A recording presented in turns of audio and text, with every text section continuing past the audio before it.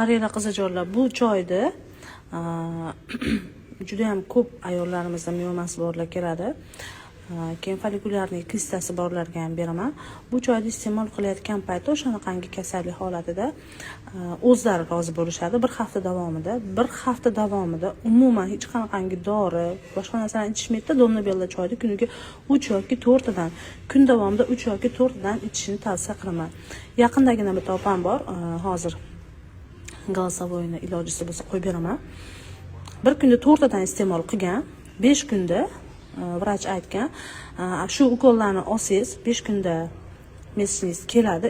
O'sha paytda sizdagi mana bunaqa folikulyarniy kistingiz sekin-asta so'rilishni boshlaydi. Ana o'shanaqangi paytlarda Donnabella choyimiz juda ham ko'pchilikka yaxshi asqotadi. Bu 100% tabiiyligini hisobiga ham juda ham ko'pchilikda zo'r effekt beradi. Ana o'sha opa boshladi, seshanba kuni olib ketdik, shanba kunlikda menga